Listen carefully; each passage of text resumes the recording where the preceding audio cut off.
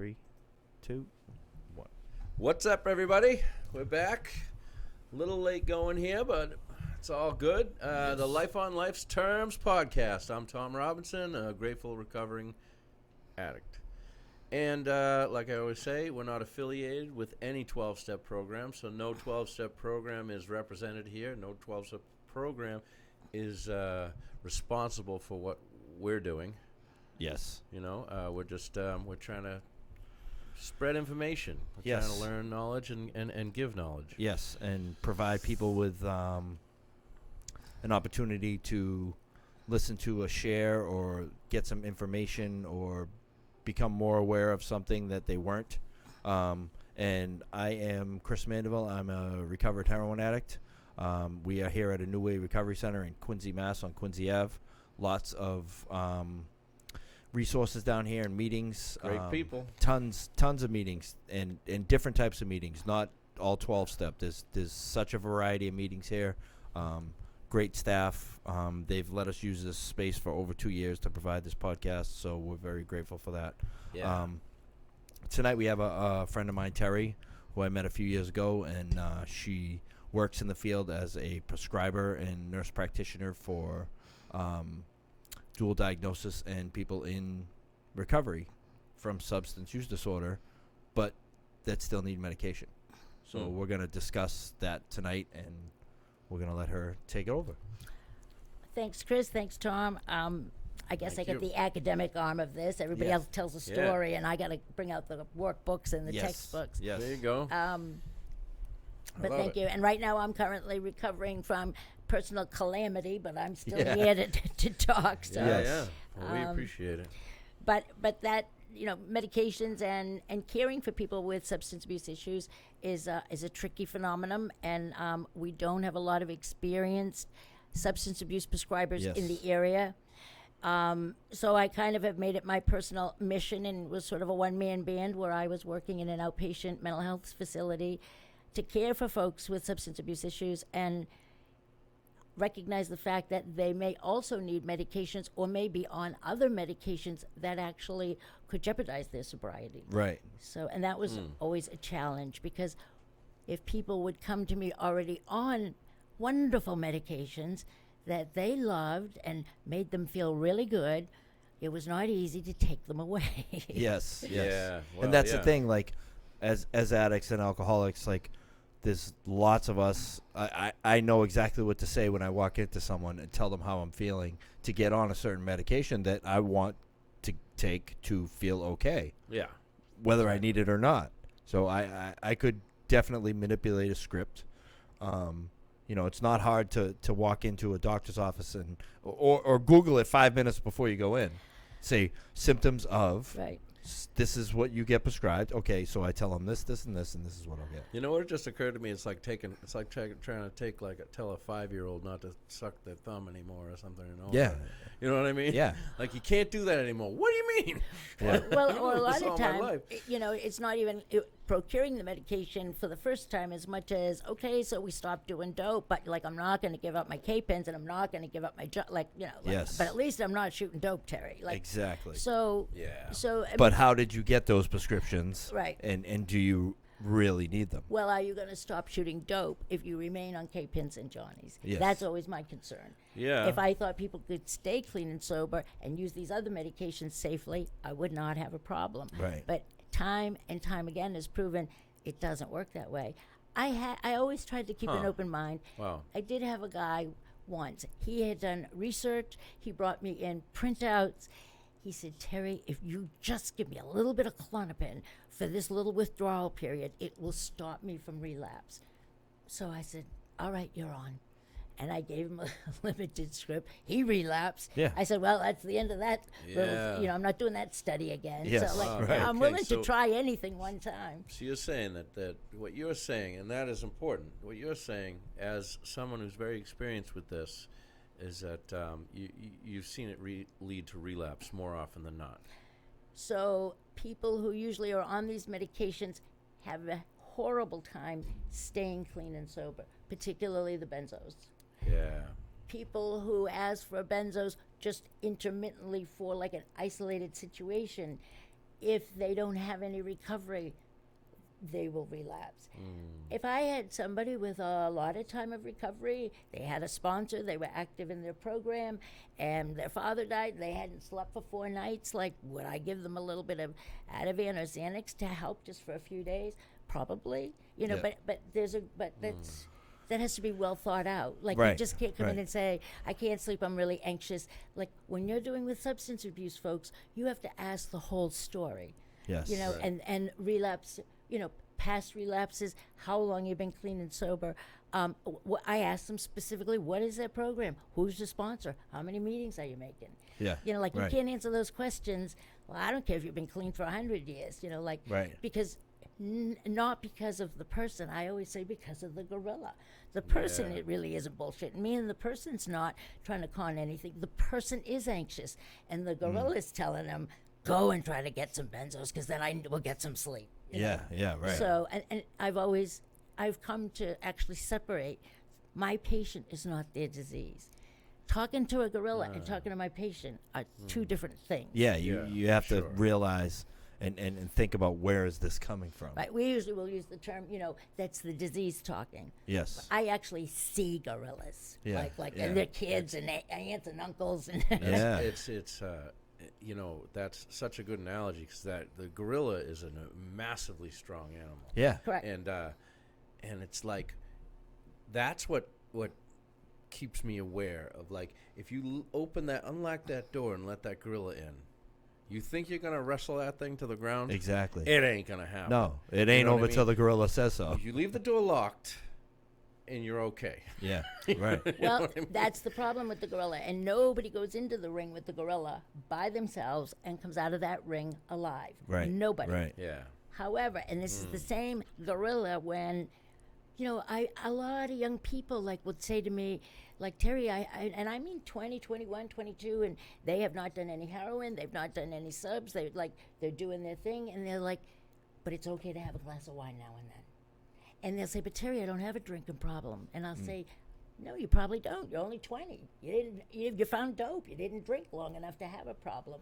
Right. Right. So I don't even argue anymore with that, because that may be true. They do not have a history of alcohol abuse, and that Okay. could possibly be true. I do not always believe everybody is cross-addicted, and I do not believe everybody is always addicted to the same degree. I think the pathways respond differently to different substances Well, for people. Sure, for sure. There's different degrees. There's different degrees in everything. Yeah. There's someone that could have been a friggin' train wreck of a heroin addict at a young age, Right. and then mature somewhat, maybe get a few years of nothing under their belt, and find out that they can drink That- as a normal person. However, But- okay, let me Right. just say that you need to find out who you are.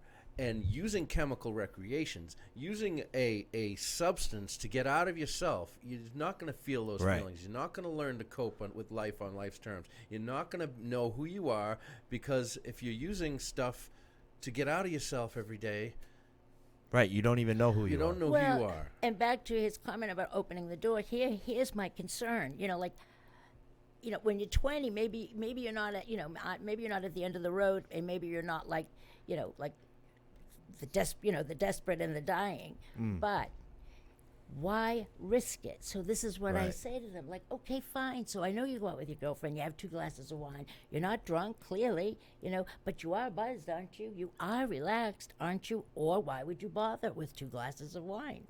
Right. So they were like, well, I said, okay, so here's the deal. This heroin gorilla, like, he is like nothing I've ever seen before.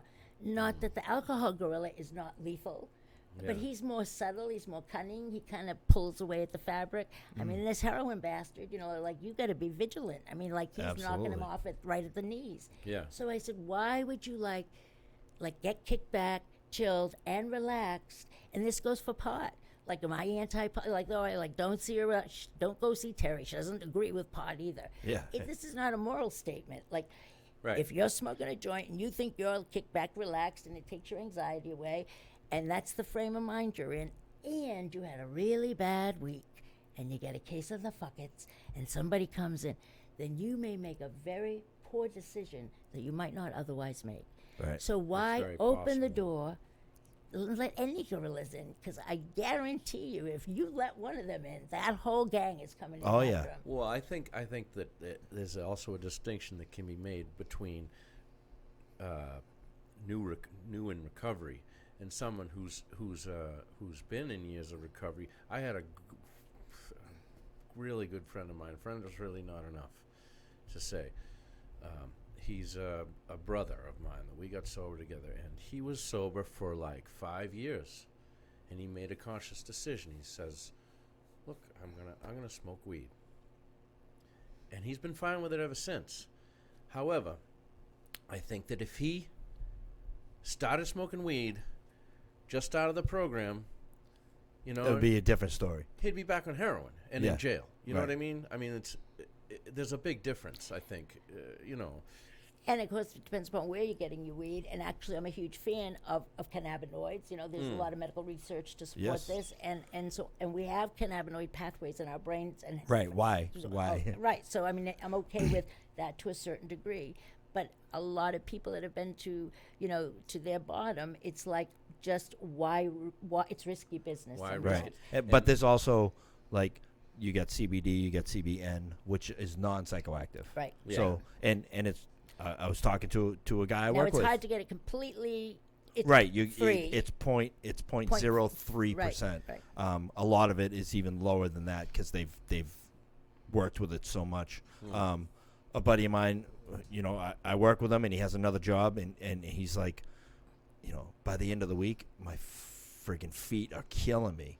He goes, I got some of the CBD lotion, put it on my feet at night. He goes, I could go dancing. And he's not Wow. looking to get high Right. at Right. all. Right. He's Right. he's a normie. Right. He Yeah. just wants relief in his feet. Yeah. You know what I Right. mean? And I know other people that it has benefited tremendously. Like even just rub on lotions. And You know what I again, mean? here's where the disease of addiction and alcoholism is very, and this is why I think prescribing for this population is a challenge, because you have to understand the spiritual complexities, the physical Yes. complexities, and the mental complexities. There's Now, so many aspects. I had a wonderful woman, and she's almost off of methadone and has been on methadone for years. Now, she doesn't do her recovery the way I think she should do her recovery, but she's got 11 years clean. She's coming off the methadone. She's a stellar in the community and at the clinic there, and people look up to her. She was in a horrific accident and almost lost her foot. Now, I mean, shit's gonna happen, and one day you're gonna have to take, an opiate Right. of some type. So, Oh, God, I'm not it looking was forward to that. she unfortunately experienced all the stigma attached with the history because it was in her charts that she Yeah, was yep. a recovering addict. Okay. She was on either fentanyl or a morphine drip for a short period of time. Her only goal was to get off of that ASAP. Yeah. And Oh, she that's did. cool. And then she swapped She to did another not? medication. She did get off of Oh, it. she did. And she said, I don't want that. She said, and I think they tried some Lyrica and some gabapentin, they are cousins, they're related. And I think it was the Lyrica that helped the most. And that's what she ended up using for pain management in the hospital after almost amputating her foot. Now, this is a hardcore heroin addict. So Yeah. so how come her gorilla didn't go off running? That's the thing. It's But it's her very so complex. mental health was intact. Right. Her spiritual pathway was intact, and somebody was helping right. her with the physical pathway. and that's the thing. Like I'm in recovery. I've sponsored people, and sponsees would present me with, listen, I think I might need medication. Okay, so go see someone, and don't walk out of an office in 12 minutes with a prescription. Like go Right. see someone, Right. and then go see him again, and then go see him again, and then go see him again, and talk to this person and develop a relationship so that they know who you are and what you're about before That's- you get prescribed There's the any caveat medication. of prescribing, but that is not the It's- way the business is done. The United States is the largest consumer of prescription medication Right. in the world, and we only make up 4% of the population Right. of the world. I mean, 85% of all opioids manufactured are consumed in the U.S. well, and get to know the patient, Wow. and so they get to know you. And in defense of all prescribing and providers, I would say it's not that we don't care, but driven by cost of insurance and overhead Yes. and our limitations, they are not given the luxury to sit and get to know their patient. Right. They get a 15 because they're not going to minute get paid. Well, right. Unfortunately. Right. Well, the thing is, here's the thing. I've gone to counseling, you know, and it's been paid by my insurance, and you know, they were psychologists. Right. It was couples counseling, you know, and I've gone to counseling when I was getting sober. I don't know what that deal was, but I think psychologists. I don't think anyone's looking to prescribe anything to me for a while. Although one time I went to a psychiatrist, I think, because she told me that, well, that stuff messes with your brain chemistry. You should get on antidepressants right away.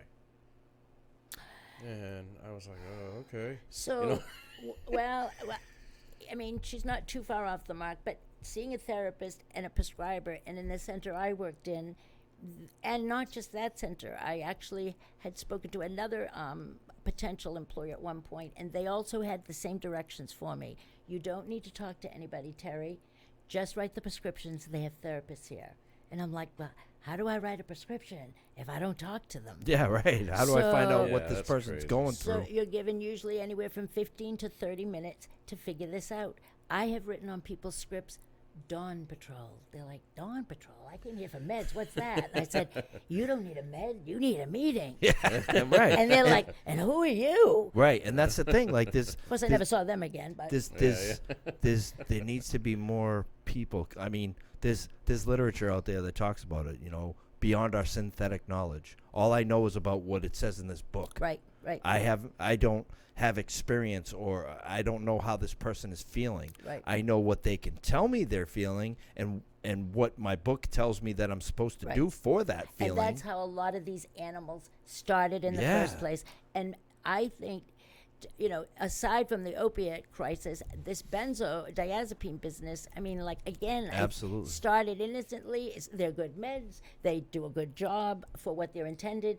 Nowhere, if you look up in any forms of literature, will it say that they should be continued for any length of time. I actually just read something about that They are benzos are supposed to be short term, Short term. And then not Yeah, well. years. but primary care and other types of providers don't have the time to hear the story, so they start the prescription, and geez, 2 years have gone by, and they're still writing the prescription, or Yeah.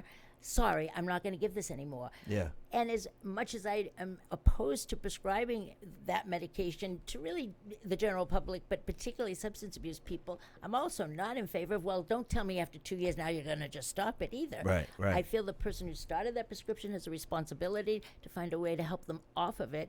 And what's changed? You know, like they needed yeah. it before and they don't need it now. Now they need it more, unfortunately, because you didn't assess the situation from the get-go properly. Right. Yeah.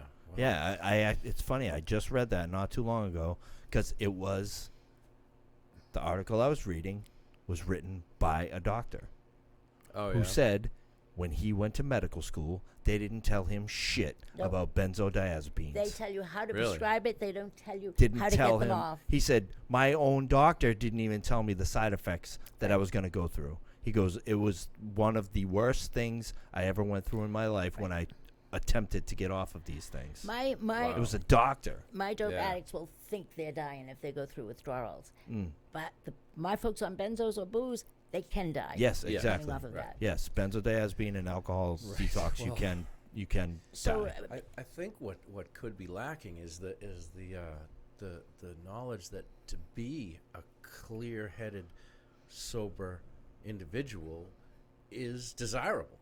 Right. You know what I mean? Right. The people, they don't realize that it's you live a life of dignity and honor. You respect yourself. You can think clearly. You can deal with all situations. Mm. And you know, and the major thing you got to deal with is the trauma that you went through Right. in life Right. that's brought you to this point. or even whatever the current experience is that might have indicated a need for something even short term right now. Right. Again, there's always the risk of sort of blunting that experience. I had a therapist. One of my colleagues had rather quickly taken somebody off of their Xanax, and the therapist came and said, "Terry, maybe you could see him, because would taking him off Xanax make him cry more and more and more?" I said, "Actually, it shouldn't." I said, "I would not have expected that reaction." And what it turned out was that he had recently had a breakup of over 16 years. So the Xanax had been appropriately titrated down. Well, why was he crying? Not because the Xanax wasn't in his system. He was feeling Feeling Yes. the the feelings. breakup, right. That's Yeah. right. And the thing about trauma is it's just like a grieving process, you know. And if you don't go through the process, those feelings are still there and they Yeah. pop back up. Now, That- I had a breakup that really affected me, and it wasn't till I got sober, and I got sober Right. for a little while, that I was able to process that. And I actually felt all the pain rushing back, just Right. like it just happened, as if it just happened. And I had already had like a couple of girlfriends, you know, Right. and I actually had I remember having sort like of a delayed response almost. yeah, and when I got sober, all the feelings came back, and I actually had olfactory hallucinations. Like there was this particular Yep, there was this particular perfume that she used to wear. It was like an essential oil, and I smelled it, and no way was it there. Wow. It wasn't real, and you know, and this is down in Florida when I was in the Sally. Everything smells better in Florida. Yeah, there you go. I'll tell you what. Even I things was- that aren't there. I was in Kingston House, which is a wet shelter, and I was in the holding there and cleaning up after the homeless people in the wintertime. And my grandmother was down in Sarasota, Florida. She's like, "Come on down here, and we'll get you sober down here. Come on down here and be sober." I'm You like, said, "You I'm got it." I'm there. I'm there. Bye. Uh, Yeah, and that's the thing. Like, you know, when people are coming into recovery and it's new, like you're gonna feel feelings, Right. and like, but our society is so. Oh, you have a feeling? We have a pill for that, and Exactly. it's That's kind of right. disgusting. And I would like to clarify It's on sad. that point is that now there are other mental health medications that do not blunt or change feelings. Now the benzodiazepines are central nervous system depressants, so they're a tranquilizer. Yes. So yeah. that's something that would inhibit you from feeling. Back to your original point about mental health meds, I have to say that when I first started, prescribing for folks with substance abuse 10 years ago, I mean, I was pretty hardcore, like, nope, sorry. Like, as far as I'm concerned, you're cuckoo for Cocoa Puffs, all right, but you still have booze and pot in your system, yeah. But I also in this business, you have to be open-minded, listen, and you have to keep learning. And it was pointed out to me by somebody in recovery that she had could not seem to get sober and tried multiple relapses. And she said it was not until she had been prescribed an antidepressant that she was interesting. able to actually Wow. feel well enough to continue to go to meetings. And she's been sober well over 20 years. And I remember thinking, Wow. keep an open mind, Terry. That's Yeah, a right, testimony. right. So Really there is. is a place and a time for those meds too. Clearly, our brain chemistry is screwed up in the beginning, and True. it needs to Right. straighten out. Right. But as you correctly said, a lot of trauma has happened. A lot of drugs and a lot of toxins have been in there, and so And that years of that can like definitely affect the pathways in the brain. Exactly. And so these meds, unlike mood and mind altering meds, their job is, and this is about the only time even though I'm a prescriber, I'm actually not a big advocate of meds. But here's the time and place. These meds do have a job, and they can go back in and realign the pathways and put them back Okay. in order so that when you sit at a meeting, you might be able to now understand and apply Yeah. what you're learning. And I'll tell them, like, just promise me you'll try it for a year so that it learns its pathways permanently. And once they're in order, some people never have to be on meds again. Some Right. people remain on meds. And those are the situations in which we should have no opinion on outside issues in Right. terms of advising anybody within recovery whether or not they should or shouldn't be on medications. Right, And right. I think the only exception, and for years it was always the benzos, and the saying was, you're chewing your booze. Yeah. Right. Because- But a big thing nowadays too is the amphetamines. The prescribing of the Ritalin, the Vyvanse, Adderall. Adderall, like and like Yeah. there's lots and I can study better if I take this. Like college kids are like getting lit up like Christmas trees on these medications to study better. Well, meds are supposed to enhance, improve, or make your own biology function better. Yeah. And I don't have any issue with any of those, except for if you have this disease of addiction, we have a disease of more. Yes. So Right. that's Yes. all. Now, if you could take your meds as that's why I said it's a gray area, and to me, Right, each right. person is an individual. If you can take your meds as prescribed, that wasn't your drug of choice. Like you might be okay. And- but if you did, you did coke and crack. Like if you think I'm going to give you some Adderall, you're out of your mind. And I just Yeah. recently I seen Sublocade. Yes, which is, long-acting Suboxone. Like I'm not really for Suboxone.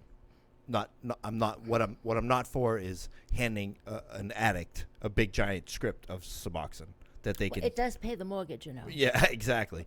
But Yeah, 'cause so they sell so it. you go in, What you're you get saying, this, It's you called get diversion. this. Yeah, you go in, you get this shot, because it when you're new in recovery, like, or you don't even know about recovery or haven't even come into recovery, you're an addict, and you can't differentiate. Like, okay, like we use the junkie math. All right, if I'm supposed to take 4 milligrams, 8 milligrams is going to be so much better. Right. That's right. So Yeah. now, and I did a One's little good, bit of reading two's on better, it. and three's great. They have like a 100 milligram shot, and they have like a 300 milligram Well, shot. and the maintenance dose is pretty much the same for everybody, I believe. And yeah, right. So now you don't have to worry about it. Right. You get your injection. Well, Vivitrol, though, to Yeah. play devil's advocate to that, which is not a narcotic because part of the Sublocade or Suboxones are part narcotic. Yep. So they're an agonist, a full agonist, and so that's how they satisfy the receptors in the brain. And again, it's personal opinions but medically speaking, and as far as saving, the purpose of these meds, even methadone, was to save lives. Right. Exactly. And so Okay, well, when used in the proper way, it works. Again, you're given an addict 30 days of subs. I mean, like, my God, Exactly. hello. It's That's like the, the that's lotto. So, which I think Yeah. that this Sublocade may have a way better success rate. There's not enough literature and not enough studies have been done, and they're not quite sure, like, what the answer is in terms of getting people off of that. Exactly. And like, so that's, and a little bit of a problem. and you see the commercials, right? And They're very romantic. They It looks wonderful. They flash all these what do you call it? Side effects. Side effects at the bottom of the screen, and they read off every single one except for the last one. This substance may cause opiate dependence. That don't they read do that one? not read that one. Right. They Wow. read How do they get everything away with else. that? I don't know. That's the last one. That's the last one they show, and they don't read that one.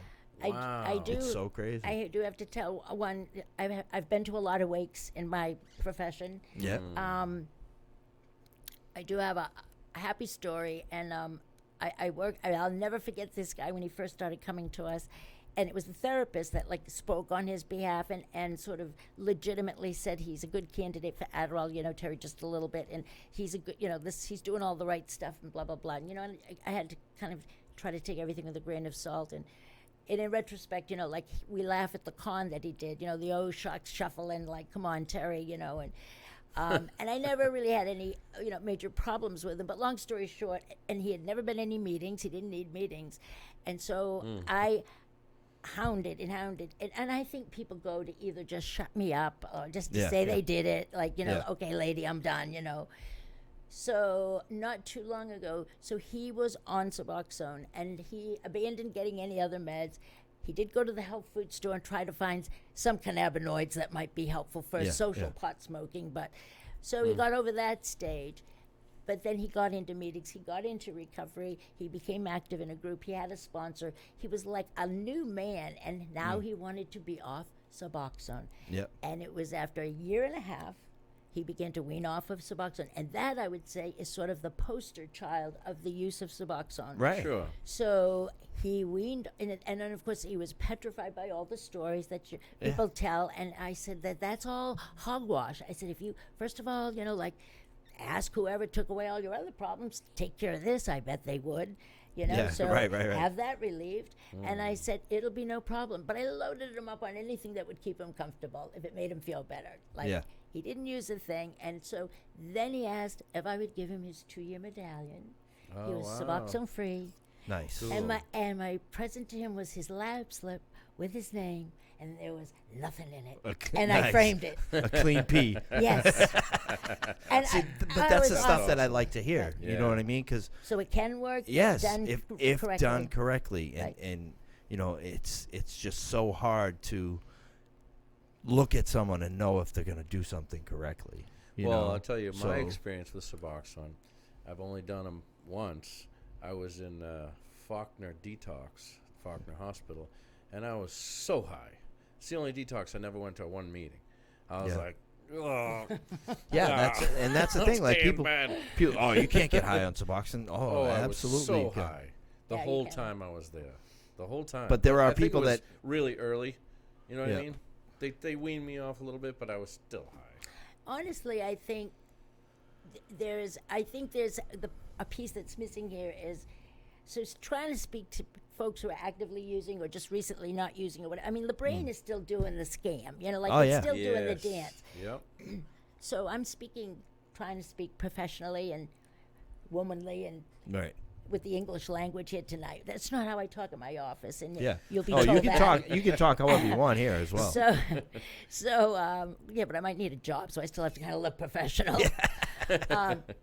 But it's not how it goes down in my office. Yeah. So like I talk to them in a whole different language, and so you have to, you have to reach them where they're at, and they lack education. Yes. They honestly, they're not interested, first of all, in learning any of that shit. Like they're really not. Just Right. can I have my Yeah. subs? Like how Right. many? 4, Yep. 2s. But if you explain, and that's so my mission for the last 10 years has been primarily education. I cannot tell you, you would have thought some of the most drug savvy, street savvy people in the world really didn't know what benzos were or what they did. Yeah, right. Or Right. like, why was it, like, how come they kept relapsing? Like, they didn't, could not put two and two together. And some older folks, the little old wife and, lady from Pasadena, like, if I had known that about Valium, I'd have never gotten on it. Yeah, and then right. I'm like, didn't anybody tell this?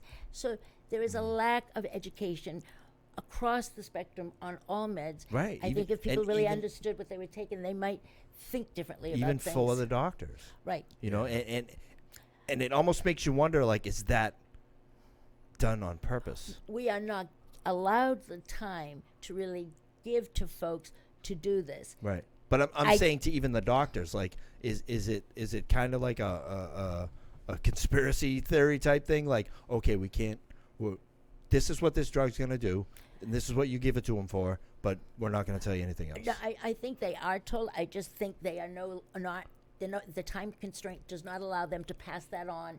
Yeah, there's Well, not if you enough. think- There's The way not it enough should be. education Right. in school that these people are going to become doctors or nurse practitioners about what these medications Well, do. how can they keep up with it? There's Right, new yeah, medication they every can't- every Well, I know. again, the 6 medicine months. that they are learning about and how they're learning about it is about mainstream population. Oh, When yeah. you're dealing with people with substance abuse, it's different. different ballgame. It's Yeah. a different Yeah. med. It's a different quantity. It's a different tolerance. It's going to have a different reaction. Right, right.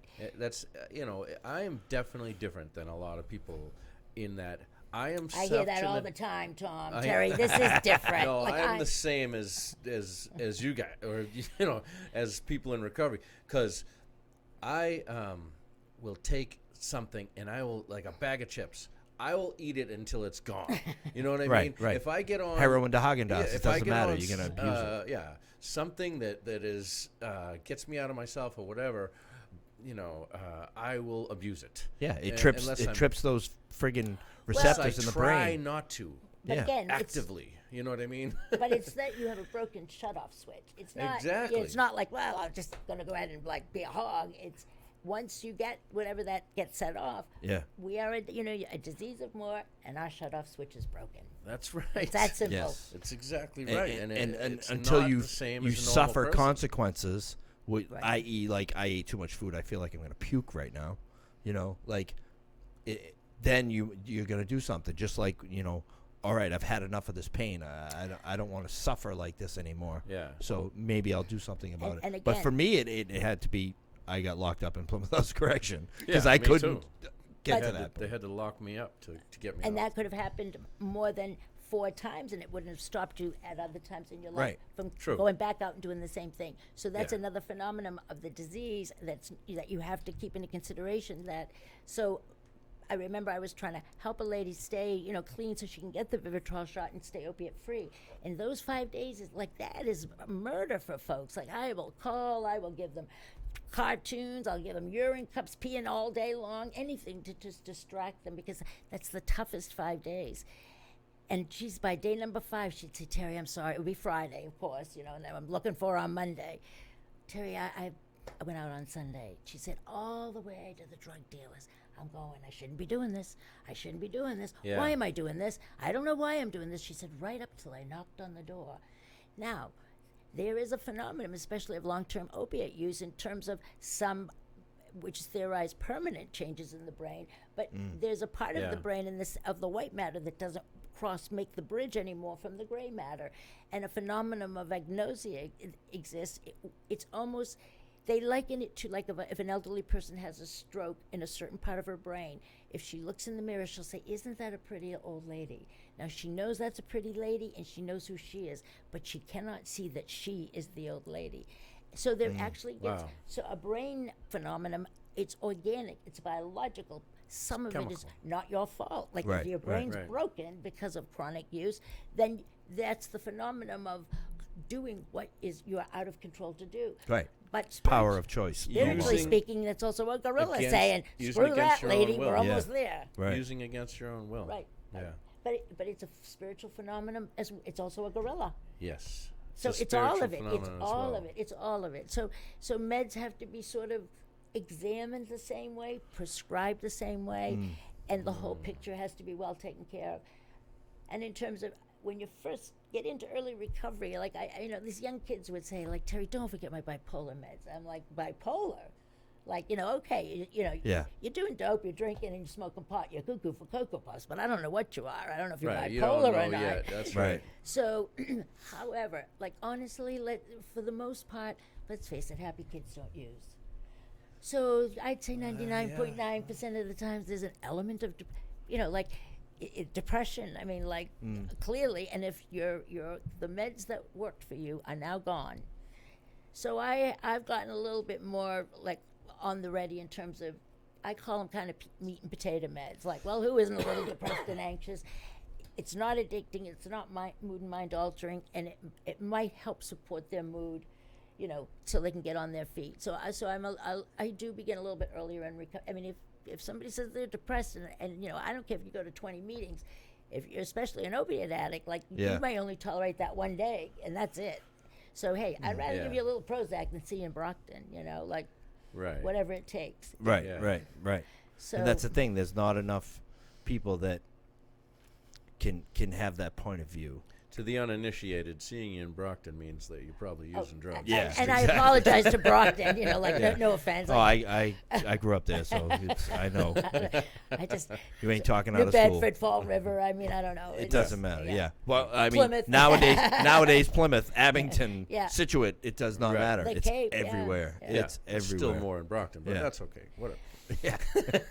Just not as nice of views. And Yeah. regarding physicians' education, and we still have a lot of prescribers that are prescribing folks with the disease of addiction, addicting meds. I will not ever understand this. Right, right. Yeah. In this day and age, it confounds my mind. But I actually caught a late night show with, I think it's Lisa Ling. She does a lot of controversial expose type programs. Oh, yeah? And one of them was on benzodiazepines. Her own father, she actually taped some of his withdrawal. And she interviewed medical schools, medical doctors, and of course I have been weaning people off of benzos for 10 years, but apparently this is like not done, and it's not a commonplace situation.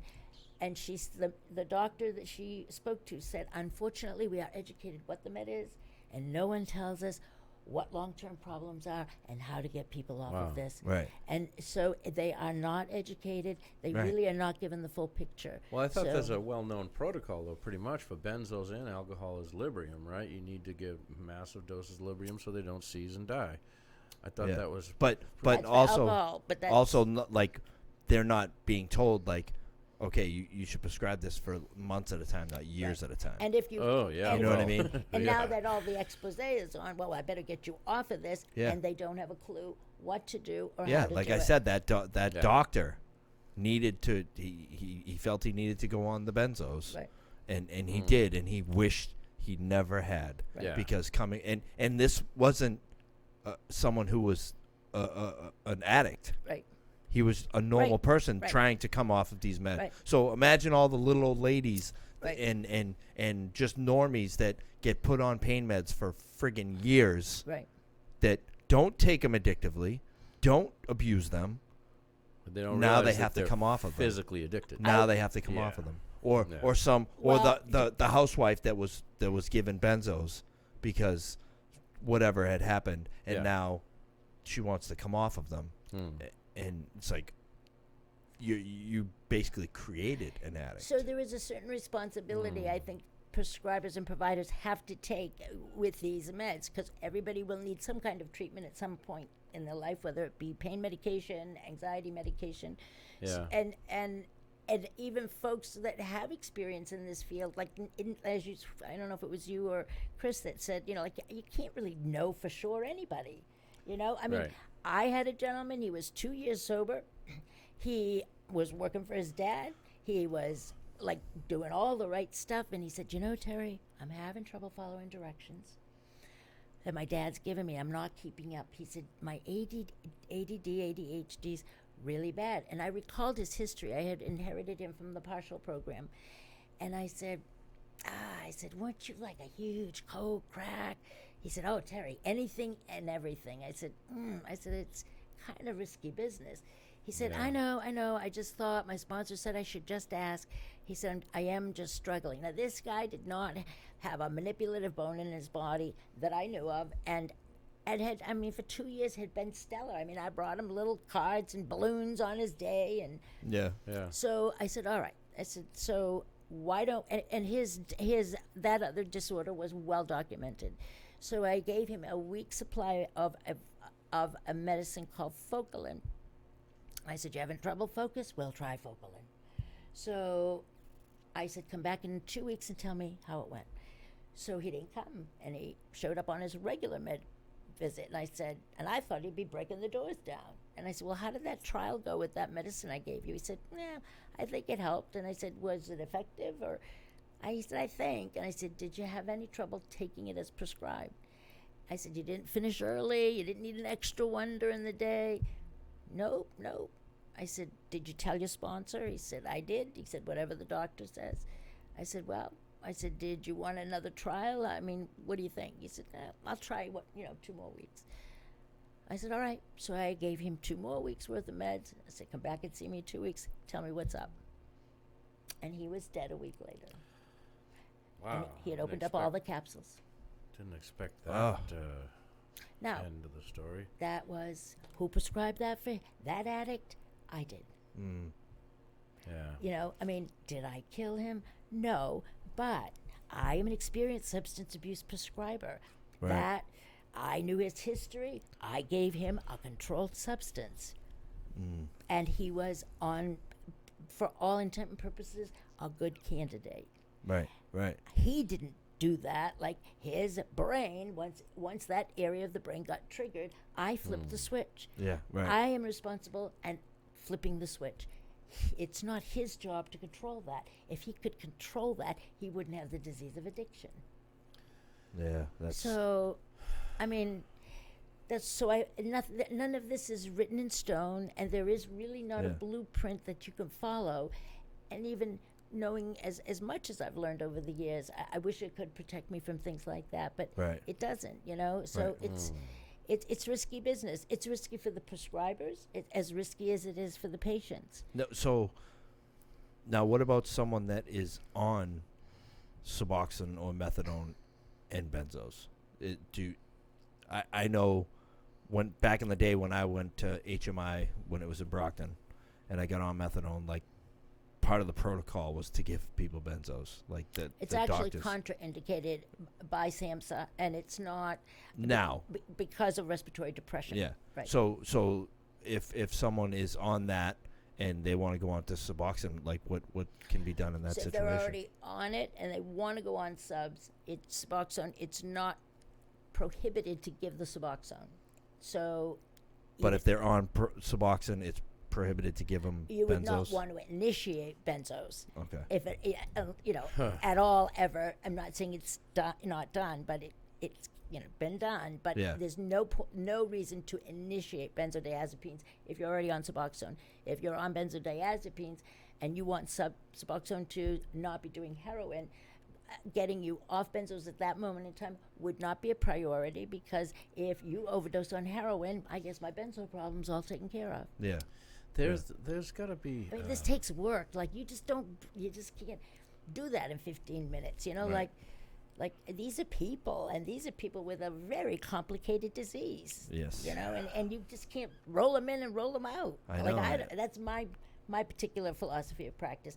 Mind you, I was repeatedly in trouble all the time for carrying right. on like this, but Right. Yeah. For being. I didn't know how to do it any different. For, say, thinking outside of the box. Well, and when- Caring. Not going with the flow. Yeah. Well, exactly. or really just trying to do the safest, most intelligent job and the best care I could provide for the patient. Yeah. That to me took time. I wish I could just write a script and say next. And that's why when I heard this at this other facility, and she said, well, you'll see your 3 patients in an hour, and you don't need to talk. We've got therapists. And I said, I've already been there and done that and failed miserably, and you probably would not want me for your employee either. So, Yeah. like, I'm not even going to try to get faster.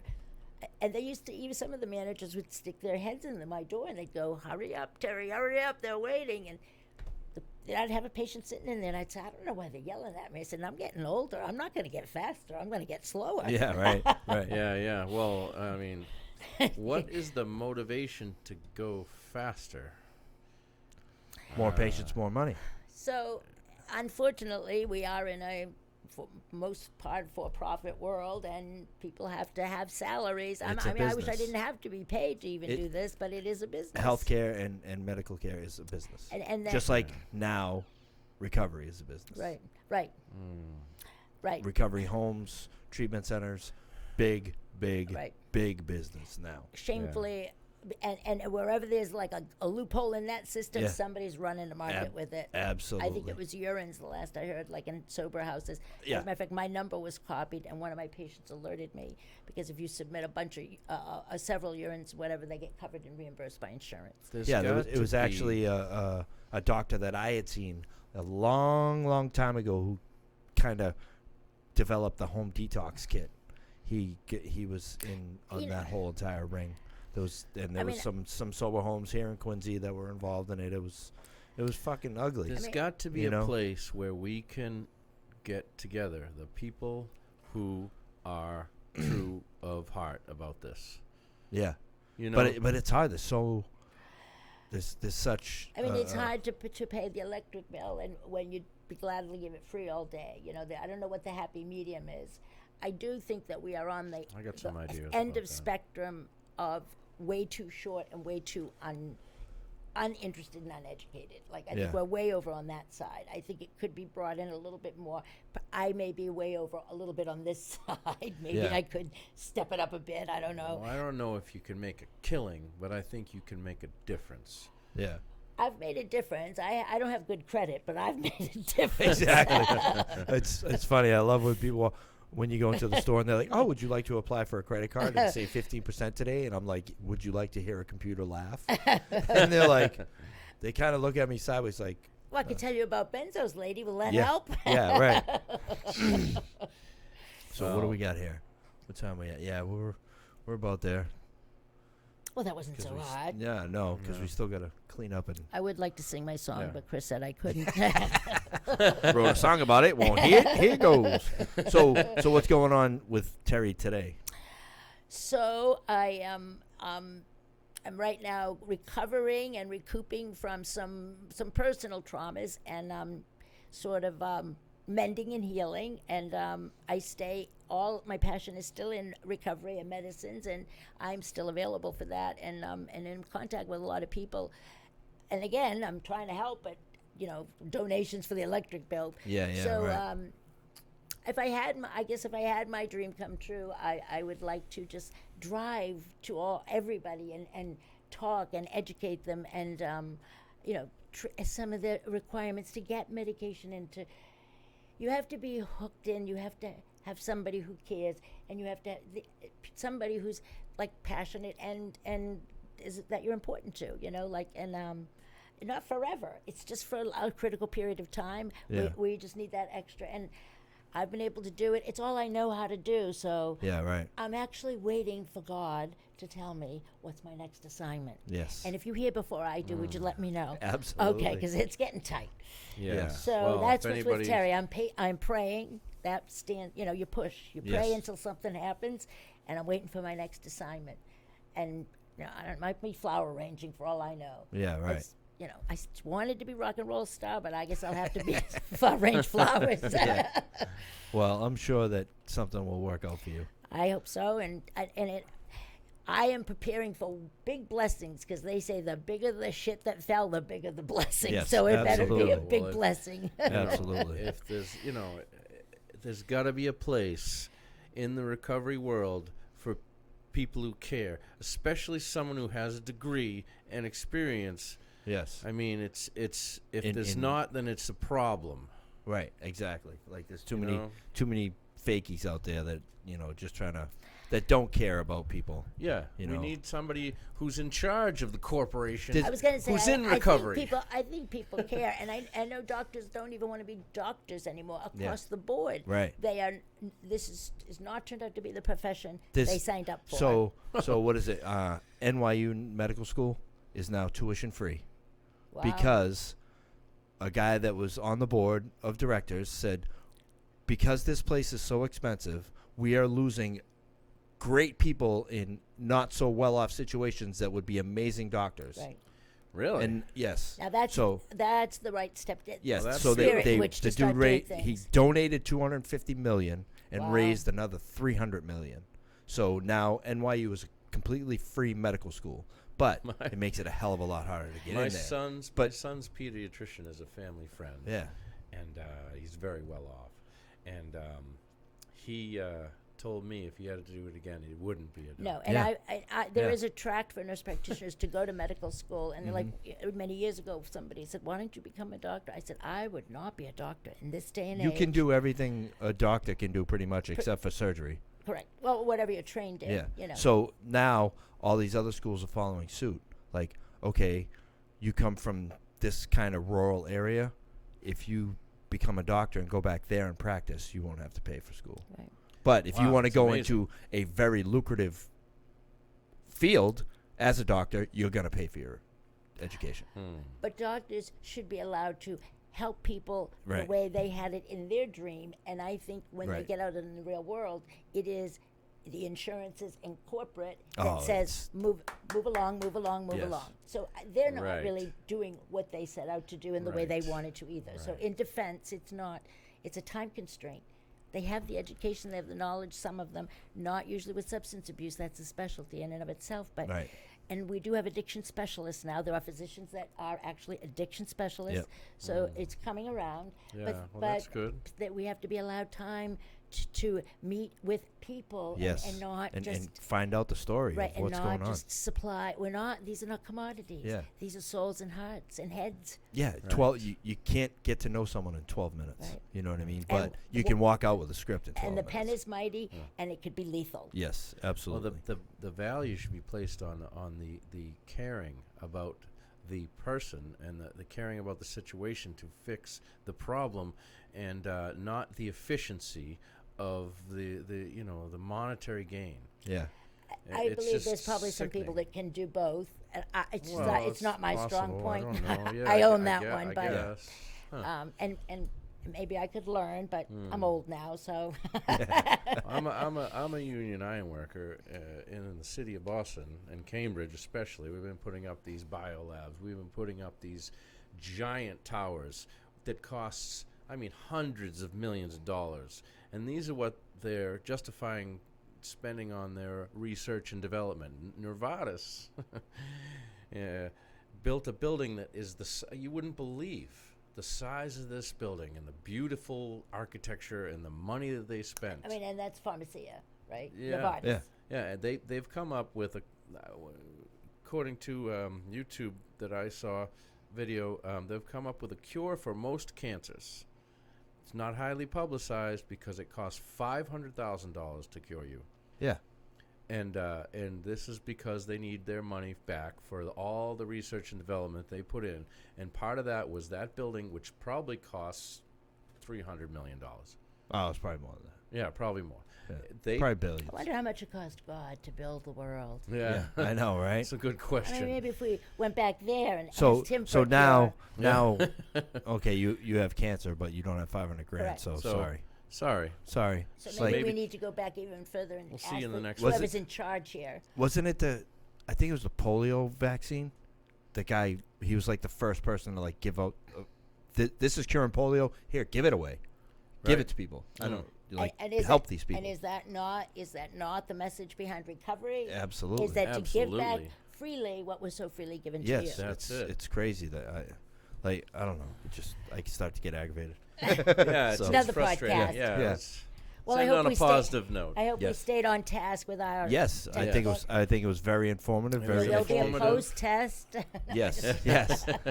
And anyone that's looking for a pretty hip prescriber, Prescriber. Subscriber. yeah. We're looking for a hip subscriber. Yeah. So If you not, I'm know. going to go to the convent. Yeah. It's my last. It's my last job. So and like we always say, if there's anything that we can do for anybody, please message Absolutely. us. Yeah, let us know. If anyone would like to come on I have here a lot and share of their time, so experience, I'm available. yes, anyone wants to come on and share their experience with us, first responders, anybody, police, firemen, it doesn't matter. Whatever you are, and if you're affected by addiction, you know, we've had people on here that aren't even in recovery or addicted to anything, but their life was affected by addiction. Profoundly Awesome. affected, So yeah. please And thank you for reach out to asking, us. guys. I Yes, appreciate it. thank you, Terry, for coming on. Thanks And, everybody for listening. Yes, and We we'll really see you appreciate next Terry. week. Thank you. All right. Yes, And thank you very thanks. much. Peace. Peace.